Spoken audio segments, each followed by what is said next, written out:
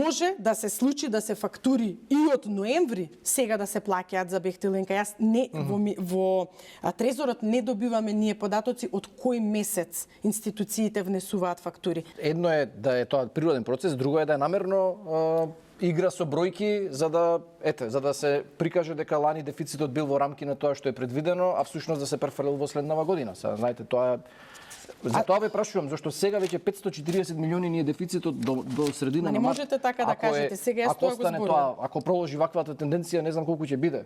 Значи имате реализација на приходи 16%, а расходи 23% скоро.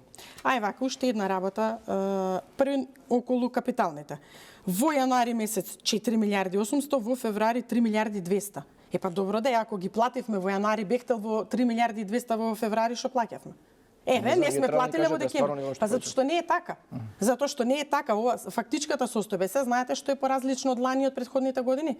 Тука исто имаме активности и на општините.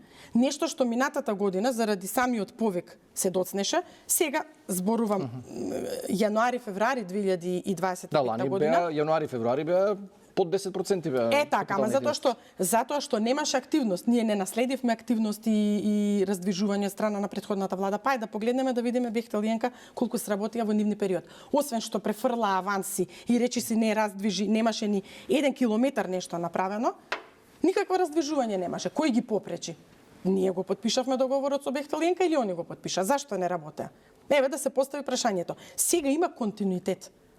И тоа е разликата. Значи има пари да продолжат да работат. Знаете ли зашто отпуштаат работници? Знаете се, они отпуштаат работници во пресрет на градежната офанзива, нели велиме, пролет, лето е градежна офанзива. Зошто отпуштаат работници? Видете, јас навистина немам информации зошто отпуштаат. Јас можам да кажам како министер за финансии дека се што стига се плаќа. А не можам да кажам што им е планот, што се случило и како се случило навистина.